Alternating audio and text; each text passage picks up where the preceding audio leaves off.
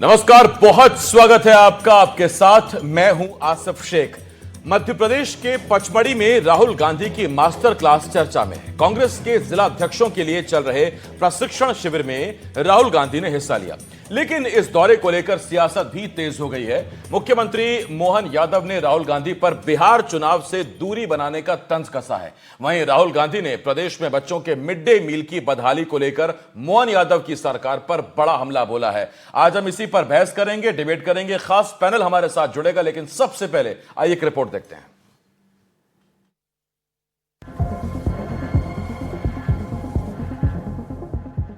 नजर साल 2028 के विधानसभा चुनाव पर और मध्य प्रदेश के हिल स्टेशन पचमढ़ी में कांग्रेस के जिला अध्यक्षों के लिए खास क्लास लगी।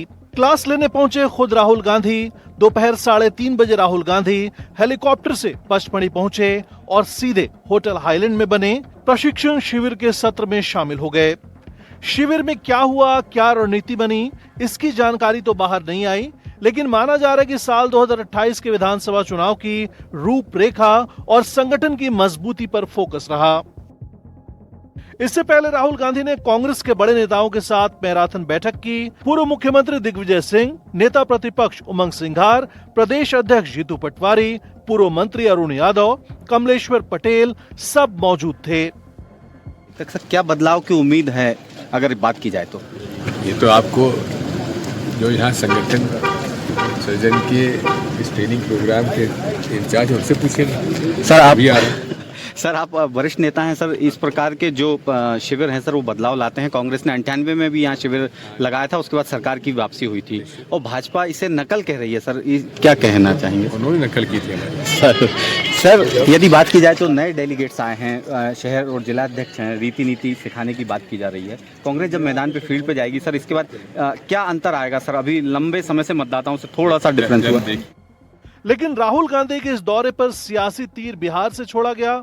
मुख्यमंत्री डॉक्टर मोहन यादव ने मंच से ही पूरे अंदाज में तंज कसा। बड़े दुर्भाग्य के साथ कहना पड़ेगा, वो पप्पू को समझ में नहीं आता कि चुनाव होता कैसे है और जहां चुनाव होता है। मैं आज मध्य प्रदेश की धरती से आपके बीच में आया कि हमारे प्रत्याशी के लिए चुनाव की बात करना। और एक कांग्रेस के नेता राहुल गांधी, इतने बड़े नेता पूछो मत, और कैसी समझ है। आज और कल चुनाव में कहेंगे कि चुनाव में अगर कांग्रेस को जीतना है, उनके साथ वालों को जीतना है, तो मैं आपसे पूछना चाहता हूं, उनको कहां होना चाहिए था? बिहार में आना चाहिए कि नहीं आना चाहिए था? बिहार में सभा करना चाहिए कि नहीं करना चाहिए? वो नहीं आ रहा है। वो हमारे मध्य प्रदेश की पचमढ़ी में छुट्टी बिता रहा है, छुट्टी बिठा रहा है। उधर पचमढ़ी पहुंचने से पहले राहुल गांधी ने मोहन सरकार पर बड़ा हमला बोला। श्योपुर में बच्चों को रद्दी कागज पर मिड डे मील खाते दिखाने वाला वीडियो पोस्ट करते हुए राहुल ने लिखा कि ये वही मासूम बच्चे हैं जिनके सपनों पर देश का भविष्य टिका है और इन्हें इज्जत की थाली तक नसीब नहीं। 20 साल की बीजेपी सरकार बच्चों की थाली तक चुरा ली। पचमढ़ी के सुकून भरे पहाड़ों के बीच कांग्रेस की रणनीति की खामोश बैठकों का ये दौर आने वाले महीनों की राजनीति में कितना शोर मचाएगा, यह भी सवाल है। लेकिन इतना तय है कि राहुल गांधी का यह दौरा और सीएम का जवाब चुनावी मौसम में माहौल गर्म कर चुका है। पचमढ़ी से एनडीटीवी के लिए संजय दुबे की रिपोर्ट।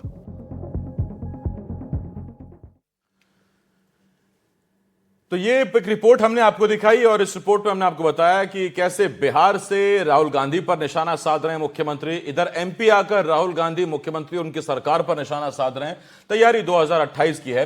हमारे साथ एक खास पैनल जुड़ रहा है। हमारे साथ बीजेपी की तरफ से प्रवक्ता सचिन वर्मा जी हमें ज्वाइन कर रहे हैं, कांग्रेस की तरफ से प्रवक्ता धर्मेंद्र शर्मा जी हमें ज्वाइन कर रहे हैं और वरिष्ठ पत्रकार अजय वकील सर हमें ज्वाइन कर रहे हैं। मैं आप सभी का बहुत बहुत स्वागत करता हूं इस डिबेट में। सबसे पहले मैं जरा कांग्रेस के प्रवक्ता हमारे धर्मेंद्र शर्मा जी के पास में जा रहा हूं। धर्मेंद्र जी, हालिया कुछ घटनाएं इतनी गंभीर हो गई क्या कि चलते चुनाव वाले राज्य को छोड़कर राहुल गांधी को एमपी आना पड़ा पचमढ़ी, या आजकल पचमढ़ी का मौसम बढ़िया है? आसिफ जी नमस्कार। देखिए, मध्य प्रदेश में माननीय राहुल जी के नेतृत्व में संगठन सृजन के माध्यम से नए जिला अध्यक्षों की नियुक्ति हुई है और पूरे देश में माननीय खड़गे जी के नेतृत्व में, राहुल जी के नेतृत्व में संगठन सृजन का अभियान चल रहा है। बारी दर बारी एक एक प्रदेश में ये क्रम जारी है।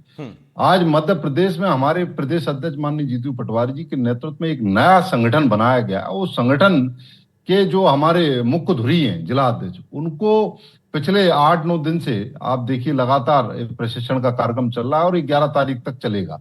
उसी क्रम में आज हमारे सर्वोच्च नेता माननीय राहुल गांधी जी आए हैं और संगठन की बारीकियों को उनसे रूबरू कराने, और उसके साथ साथ आप देखिए पहली बार है कि हमारे जिला अध्यक्षों के परिवारजनों से भी राहुल जी ने मुलाकात की है और उनको काम करने की सलाह और कैसे किया जाना चाहिए उन तरीकों पर चर्चा की। उनके पारिवारिक नवाचार किया है आपने कि आपके बड़े नेता आपके जिलाध्यक्षों के परिवारों से मिल रहे हैं, इसके पीछे की सोच क्या है? सुख दुख में सुन तो लीजिए। अरे धर्मेंद्र जी, आप ही से तो बात कर रहा हूं, आप ही से कैसे एक दूसरे के साथ भूल जाऊंगा ना। धर्मेंद्र जी, ये कुछ नवाचार है, पहली बार है कि जिलाध्यक्षों के परिवारों से भी इतने बड़े नेता मिल रहे हैं, तो इसके पीछे की सोच क्या है, क्यों मिल रहे हैं? सुख दुख की जानकारी जब हम परस्पर एक दूसरे की लेंगे, कार्यकर्ता में और नेता में जब परस्पर संवाद होगा तो एक गहरा संबंध बनेगा और उस संबंध के कारण ही आप देखिए आज कांग्रेस पार्टी का एक एक कार्यकर्ता ग्राम पंचायत से लेके मंडलम सेक्टर से लेके ब्लॉक से लेके जिला अध्यक्ष से लेके प्रदेश तक के सारे पदाधिकारी इस समय भारतीय जनता पार्टी के 22 सालों के कुशासन की सरकार और इनके भ्रष्टाचार को सार्वजनिक करने में सफल हो पा रही है। आप देखिए किस प्रकार से आज मध्य प्रदेश को अराजकता में झोंकने का काम 22 सालों की बीजेपी की सरकार ने किया है। और मध्य प्रदेश के सबसे असफल मुख्यमंत्री मोहन यादव जब से बने हैं तब से तो मध्य प्रदेश में जंगल राज के नए नए कारनामे देखने को मिल रहे हैं। भोपाल जो राजधानी है मध्य प्रदेश की, वहां 1800 करोड़ों की ड्रग्स की फैक्ट्रियां पकड़ी जा रही हैं। इनका एक मंत्री ड्रग्स माफिया को अपनी बुलेट पर बिठाकर घुमा रहा है। इनके ड्रग्स माफिया पूरे मध्य प्रदेश में गली गली बच्चों तक ड्रग्स पहुंचाने का काम कर रहे हैं। मध्य प्रदेश के भविष्य को बर्बाद करने का काम बीजेपी की सरकार कर रही है। आप बताइए, श्योपुर की आज जो एक दर्दनाक तस्वीर सामने आई कि बच्चों को भोजन भी सम्मान पूर्वक बीजेपी की भ्रष्ट सरकार नहीं खिला पा रही। उनके दाना पानी पर तो भ्रष्टाचार कर ही रही है। साथ ही साथ आपने देखा किस प्रकार से मध्य प्रदेश में इलाज के लिए जो बच्चे जाते हैं। मैं लौटता हूं उस पर शर्मा जी आपके पास। शर्मा जी तो लीजिए, मेरी एक छोटी जाइए, दूसरी बार के लिए कुछ बचा तो लीजिए अपना। शर्मा जी 1 मिनट रुक जाइए, मैं वर्मा जी के पास जा रहा हूं। सचिन वर्मा जी बीजेपी की तरफ से हैं हमारे साथ। सचिन जी, दरअसल कांग्रेसी ये कह रहे हैं कि पहले फेज का उत्साह देख के ही राहुल को भरोसा, इसीलिए वो एमपी आ गए दूसरे फेज की वोटिंग से पहले। देखिए, खबरें तो ये भी है कि राहुल गांधी जी ने जो प्रेस कॉन्फ्रेंस की थी जिसमें वोट चोरी के संबंध में उन्होंने जो एक डेटा उपलब्ध कराया था जो फेल हो गई, वो डेटा उपलब्ध कराने की जो प्रेस कॉन्फ्रेंस की थी उसकी कोई अनुमति उन्होंने तेजस्वी यादव से नहीं ली थी। और तेजस्वी यादव जो है वो उस बात से बिफर गए हैं क्योंकि राहुल गांधी जी का ऐसा मानना था। मतलब राहुल गांधी को प्रेस कॉन्फ्रेंस करने के लिए तेजस्वी यादव से अनुमति लेनी पड़ती है क्या? जी जी जी, ये एक न्यूज है और उसमें ये न्यूज चल रही है। और राहुल गांधी जी जो है वो उन्होंने ये इसलिए किया था कि वो इस चुनाव का क्रेडिट वो खुद लेना चाहते थे कि तेजस्वी यादव को क्रेडिट ना मिले और इस चुनाव का क्रेडिट जो है वो राहुल गांधी जी को मिले, इसलिए ऐसा किया गया था। ये बड़ी एक न्यूज है। और राहुल गांधी जी अचानक से बिहार छोड़ के और मध्य प्रदेश में पॉलिटिकल टूरिज्म के लिए आ गए हैं। यहाँ पर वो जो है जिला अध्यक्षों को जो है वो जो बारीकियां बता रहे हैं संगठन की, और रात्रि विश्राम भी वो मध्य प्रदेश में ही कर रहे हैं। तो जो 1.5 दिन का उन्होंने समय निकाला है बिहार चुनाव के समय मध्य प्रदेश के लिए, तो कहीं ना कहीं वो एक प्रश्न उठाता है कि ऐसा क्या हो गया कि राहुल गांधी जी को बिहार छोड़ के और मध्य प्रदेश में पहले से एक मिनट शर्मा जी 1 मिनट रुक जाइए, पहले बात पूरी जाने दीजिए। समय पे बोला कीजिए। नहीं तो ये राहुल गांधी का मिसमैनेजमेंट है या मैनेजमेंट है सचिन जी? जी, अब ये राहुल गांधी जी का मैनेजमेंट बोले चाहे पनिशमेंट बोले, अब वो राहुल गांधी जी जो है वो कहीं ना कहीं से कुछ ना कुछ चीजें कैच करते हैं। जिस तरह से उन्होंने कभी ट्रंप का को डेड इकोनॉमी को कैच कर लिया, कभी वो किसी तरह की कोई भी बातें जो इंटरनेशनल लेवल पे चल रही है उसको कैच कर लेते हैं और वो उसी बात को जो है रिपीट करते रहते हैं। अभी उन्होंने जो है सेना के ऊपर ही प्रश्न चिन्ह लगा दिया। अब जो है शर्मा जी उसको एक्सप्लेन नहीं कर पाएंगे कि क्योंकि शर्मा जी खुद एक ब्राह्मण है, और कहीं ना कहीं राहुल गांधी जी जिस तरह से सेना को टारगेट कर रहे हैं और सेना में जातिवाद को घुसाने का प्रयास कर रहे हैं, तो शर्मा जी भी उसको एक्सप्लेन नहीं कर पाएंगे, उसको जस्टिफाई नहीं कर पाएंगे कि राहुल गांधी जी ये जो है देश विरोधी गतिविधि क्यों कर रहे हैं। क्या ऐसा कुछ क्या हो गया है कि पार्टी जो है देश से बड़ी हो गई है? तो सर अभी एमपी के दौरे पे रहता हूं मैं, बाकी अगर आप इतने अंदर जाएंगे तो फिर तो पता नहीं कहां मैं समेटता फिरूंगा, पता नहीं समेट भी पाऊंगा कि नहीं। मैं दोनों के पास आता हूं, आपके पास अजय वकील सर हैं हमारे साथ इस मैच के रेफरी। अजय वकील सर, आप ही के पास आ रहा हूं और आपसे मेरा एक सवाल। देखिए, सवाल तो बनता है सर कि जब बिहार में चलता चुनाव है, पहले फेज की वोटिंग हो गई है, दूसरे फेज की वोटिंग 3 दिन बाद है, तो आपके पास प्रचार का वक्त था, और ऐसे में जब आप गठबंधन में चुनाव लड़ रहे हैं तो कांग्रेस के सबसे सीनियर लीडर को क्या बिहार में नहीं होना चाहिए इस वक्त, या फिर मध्य प्रदेश में चीजें इतनी बिगड़ रही हैं कि राहुल गांधी को फौरन यहां दौरा करना पड़ सकता है? राहुल गांधी कोई जिला अध्यक्ष तो है नहीं कि वक्त तय है तो उनको उसी वक्त पर आना है। राहुल गांधी के लिए मुझे लगता है कि 3-4 दिन बाद भी यह प्रशिक्षण शिविर हो सकता था, चुनाव से पहले या नतीजों के बाद। देखिए, 2-3 बातें हैं इसके अंदर। पहली बात तो यह है कि राहुल गांधी बीच चुनाव प्रचार छोड़ करके यहाँ क्यों आए। तो इनका जो शिविर का जो कार्यक्रम पहले तय हो गया था, पर मुझे नहीं लगता है कि ये शिविर थोड़ा आगे पीछे किया जा सकता था, क्योंकि जो बिहार के चुनाव चल रहे थे तो मेरे ख्याल से कोई भी पॉलिटिकल पार्टी एक पैरेलल कार्यक्रम इस तरह नहीं रखती है जिसके अंदर की बड़े नेताओं का इन्वॉल्वमेंट हो, क्योंकि सारा ध्यान उस चुनाव पर रहता है। फिर भी अगर उन्होंने रखा है तो अलग बात है। अब यहाँ सवाल है कि बीच में वो राहुल गांधी क्यों छोड़ करके आए। इसके 2 कारण हो सकते हैं। पहला तो ये हो सकता है कि वो जितना चुनाव प्रचार कर चुके हैं और जिस तरह का वोटिंग पहले फेज में हो चुका है उससे वो संतुष्ट हो कि भाई कांग्रेस पार्टी वहां जीत रही है, एक। दूसरा ये हो सकता है कि उनको ये अंदाजा लग गया हो कि कांग्रेस वहां ज्यादा कुछ कर नहीं पा रही है, तो बेहतर ये कि चुनाव प्रचार छोड़ करके। तो गठबंधन धर्म कहता है कि कम से कम कांग्रेस नहीं कर पा रही तो आरजेडी के लिए मेहनत कर लें। हाँ, नहीं हो सकता है, लेकिन वैसे भी आरजेडी और कांग्रेस के बीच बहुत अच्छा तालमेल वहां पर बिहार में अभी तक तो नजर नहीं आया है। और अंदरूनी तौर पर जो कांग्रेस नेताओं की जो खबर है, जो बातचीत हो रही है, उसमें ये है कि भाई कांग्रेस वहां बहुत ज्यादा कोई कर पाएगी इसकी संभावना कम ही है। अगर कोई चमत्कार हो जाए तो नहीं कह सकते, लेकिन कुल मिला के ये है कि बहुत ज्यादा संभावना कांग्रेस को वहां दिख नहीं रही है। और कांग्रेस, दूसरी बात एक और भी है कि वहां कांग्रेस की जो कमजोरी के कारण ही आरजेडी का मजबूत होना है, तो कांग्रेस के दम पर ही आरजेडी मजबूत हुई है। अगर आरजेडी कमजोर होगी तो कांग्रेस को आगे बढ़ने का मौका मिलेगा। ये भी एक हिडन उसके पीछे एजेंडा है। तो सवाल ये है कि हो सकता है जी इन सब कारणों से राहुल गांधी आए होंगे, लेकिन यहाँ असली सवाल ये है कि इस शिविर से लाभ क्या होगा। ये असली मुद्दा तो ये है, वो बीच में छोड़ के आए नहीं आए वो अलग मुद्दा है। सवाल ये अजय सर, हाल में जो चीजें हुई, अभी थोड़ा सा पुराना हो गया वो तो दिग्विजय सिंधिया, वो ट्वीट वाला, वो कमलनाथ वाला वो मसला, लेकिन ताजा मामला इंदौर से सामने आया जहां एक जिला अध्यक्ष, एक पूर्व जिला अध्यक्ष की फोन पर बात हुई। ऐसे कितने सारे मामले। क्या इन्हीं चीजों ने डिसिप्लिन बनाए रखने के लिए संगठन सृजन के नाम पर राहुल गांधी को एमपी आने पर मजबूर किया? हो सकता है ये कारण भी हो, क्योंकि कांग्रेस के अंदर जो मैंने पहले भी कहा है कि आपके चैनल पे कि ये एक राजरोग है, अनुशासनहीनता, समन्वय की कमी और गुटबाजी। ये 3 जो बड़े जो फैक्टर हैं जो कांग्रेस जिसके कारण से कांग्रेस आज मुसीबत का सामना कर रही है। अगर इनका निदान अगर पार्टी नहीं कर पाती है या कोई कंट्रोल इस तरह नहीं रहता है, तो आप बाकी चीजें बहुत सारी करिए, बहुत अच्छी बात है। अगर वो कांग्रेस इस तरीके से प्रशिक्षण दे रही है अपने जिलाध्यक्षों को तो वो अच्छी बात है। लेकिन सवाल है कि एक जो खबर छन करके आई जो शिविर के, वो ये है कि जो जिलाध्यक्ष चुने गए हैं उन्होंने ये शिकायत की है कि साहब जो स्थापित नेता जिलों के अंदर बड़े नेता वो उनको काम नहीं करने दे रहे। तो हाँ, तो लोकल नेता है या स्थापित नेता है, तो वो सवाल है कि इसका निदान कैसे होगा। केवल आप भाषण देके चले जाए, कुछ और बड़ी बड़ी बातें करके चले जाए, तो इससे तो कुछ नतीजा जमीनी स्तर पर तो कोई निकलता नहीं है। बीजेपी से अगर लड़ना है तो आपको जमीनी स्तर पर अपनी पार्टी को मजबूत करना पड़ेगा।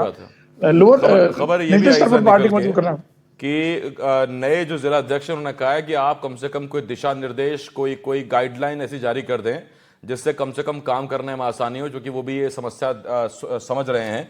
पुरुषोत्तम भदौरिया सर इस वक्त इस डिबेट में मुझे ज्वाइन कर रहे हैं राजनीतिक विश्लेषक के तौर पर। पुरुषोत्तम जी, स्वागत करता हूं मैं आपका। पुरुषोत्तम जी, अगला सवाल मेरा यही आपसे है। राहुल गांधी बिहार चुनाव छोड़ के एमपी आ गए, ऐसा सीएम का कहना है, ऐसा बीजेपी का कहना है।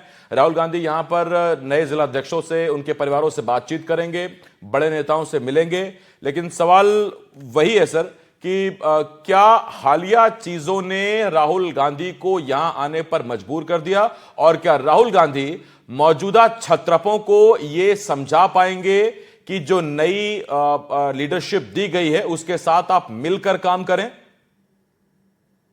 क्षमा करें, स्थिति यह है कि मध्य प्रदेश में कांग्रेस गुटों में नहीं बटी है, क्षेत्रों में बटी है। जैसे ग्वालियर चंबल संभाग में अलग कांग्रेस है, नहीं, तो ये क्षमा आप मुझसे क्यों मांग रहे हैं सर? ये तो आप राहुल गांधी और जीतू पटवारी से मांगिए। रुकिए आप, जब आप क्षेत्रों में बटी और छत्रपों में बटी कांग्रेस है तो कार्यकर्ताओं को, जिलाध्यक्षों को प्रॉपर सम्मान नहीं मिल रहा, उन्हें वर्क करने का मौका नहीं मिल रहा है। और ऐसी स्थिति में जी के पाले में जा चुका है।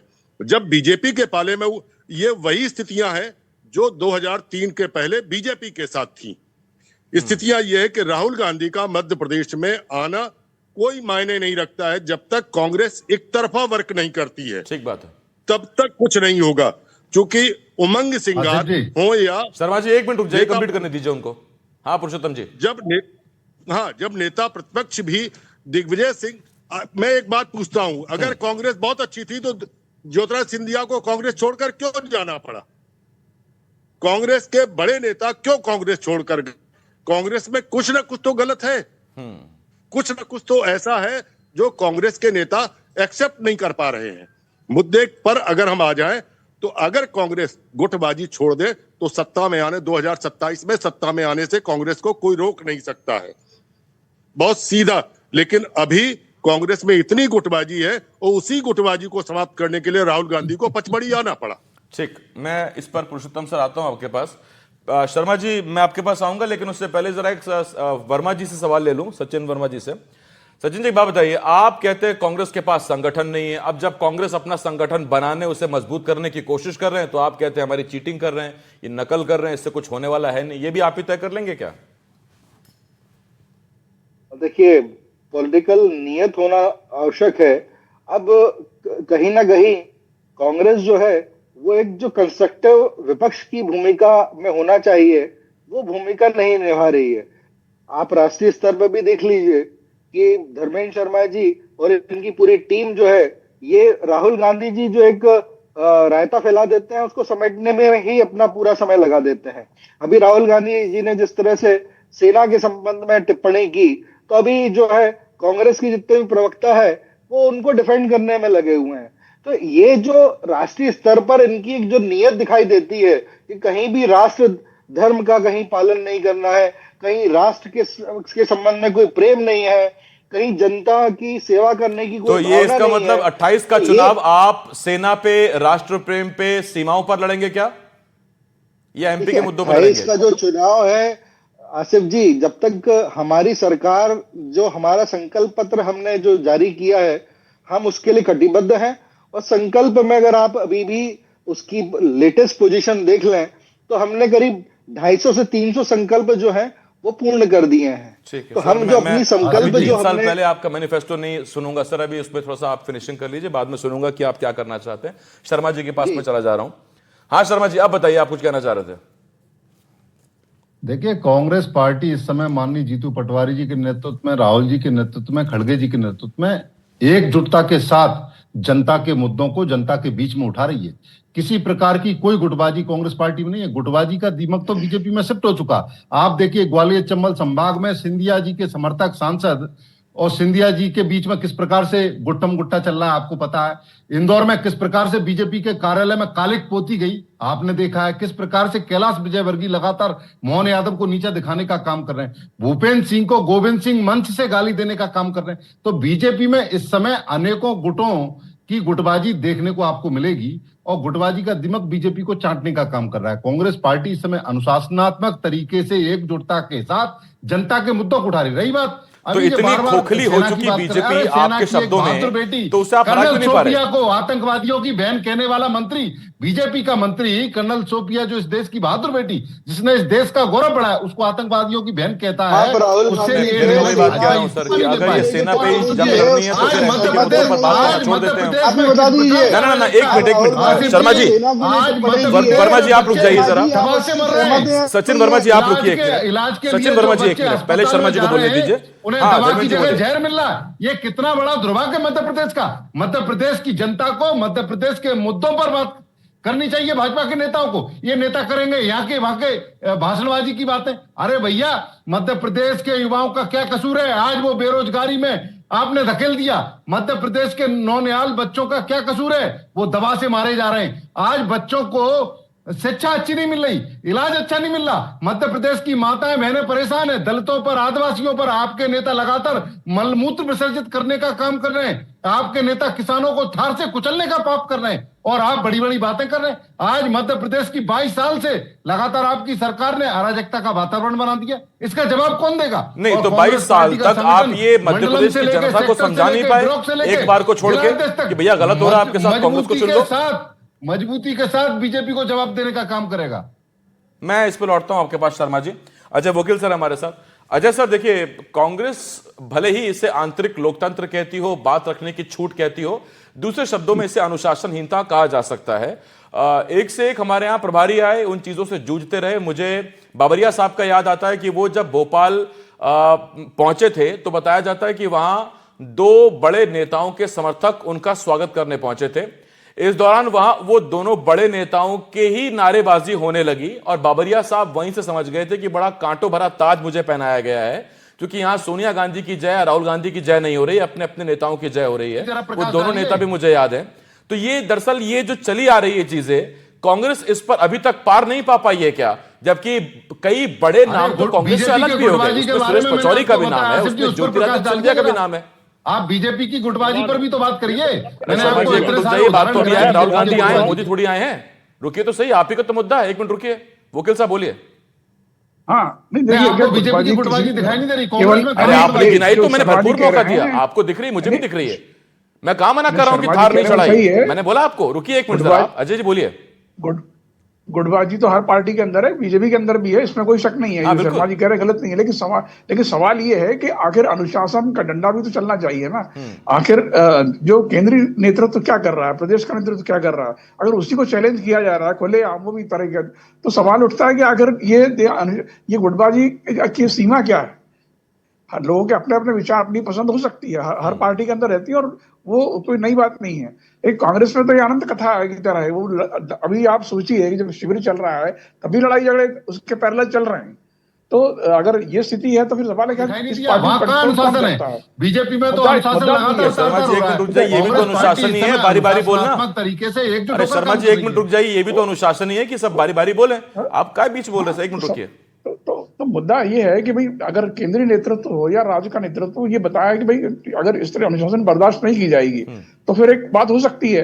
और केवल समन्वय या संवाद की जो होना चाहिए जिस तरह का, वो नहीं है। ये तो मैंने पहले भी कहा, पार्टी के अंदर जो अगर पार्टी टूटी और सरकार चली गई, एक चुनी हुई सरकार अगर 2020 के अंदर, तो उसका कारण सबसे बड़ा ये था, कोई संवाद नहीं था, आपस में कोई समन्वय नहीं था। अगर ये होता तो ये स्थिति नहीं बनती ना। इसका कारण उनका अपना एक था। आप तो वरिष्ठ मैं पुरुषोत्तम जी के पास जा रहा हूँ। पुरुषोत्तम सर, तो अगर मैं समझूं आपसे तो राहुल गांधी अपने कार्यकर्ताओं के दिल की बात, उनकी शिकायत सुनने के लिए आए हैं, या वो दरअसल निर्देश देने आए हैं नई टीम के साथ कोऑर्डिनेट करने के लिए?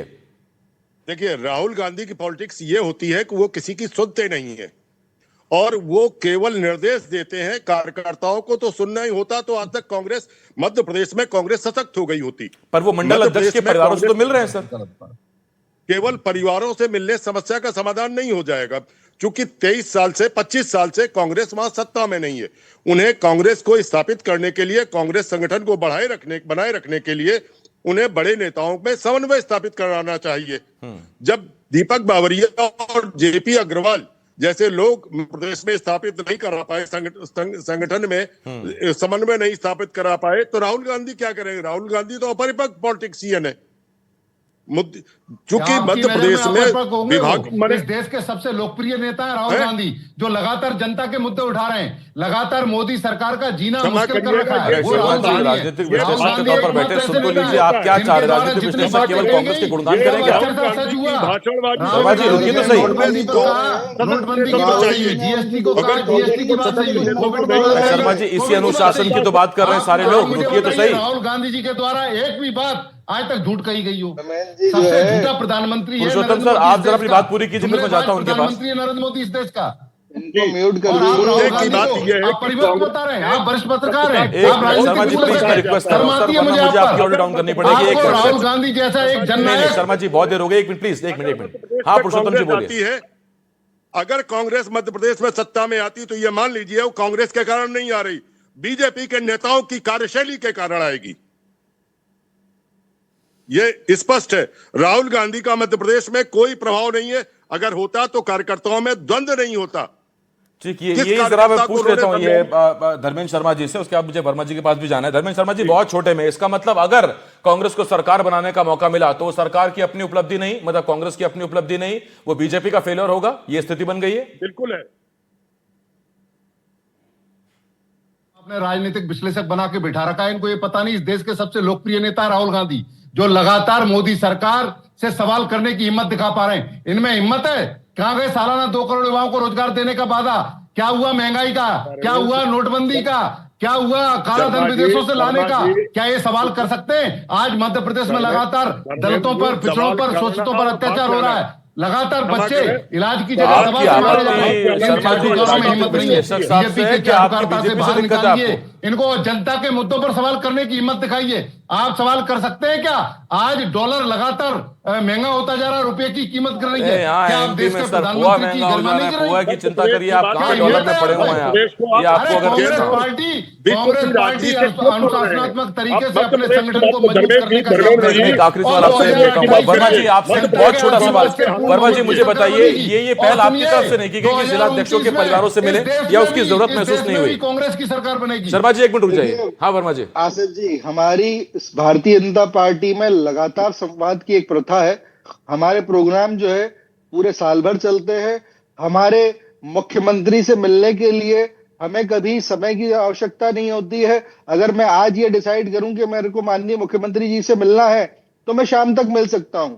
वहीं कांग्रेस की पार्टी में अगर कमलनाथ जी थे तो उनसे मंत्री भी भ्रष्टाचारियों का एक कुनबा इकट्ठा हो गया भारतीय जनता पार्टी का। मतलब अरे यार शर्मा जी सारे सर्टिफिकेट आप ही बांट रहे हैं कि ये भ्रष्टाचारी हैं, वो ऐसे हैं, वो माफिया हैं। संपत्तियां रुक जाइए सर, ये आपकी संस्था मुझे समझ में नहीं आ रही कि आप अकेले क्यों बांट रहे हैं। अच्छा ठीक है, बहुत हो गया सर, धन्यवाद धर्मेंद्र जी, बहुत शुक्रिया हमारे साथ जुड़े आप। सचिन जी आपका भी शुक्रिया, धर्मेंद्र जी आपका भी शुक्रिया, पुरुषोत्तम साहब आपका भी शुक्रिया, और अजय सर बहुत बहुत धन्यवाद हमारे साथ जुड़ने के लिए। इस डिबेट का हिस्सा बनने के लिए। छोटा सा ब्रेक है, ब्रेक के उस पार भी तमाम बड़ी खबरें हैं, बहुत जल्द लौट रहे हैं।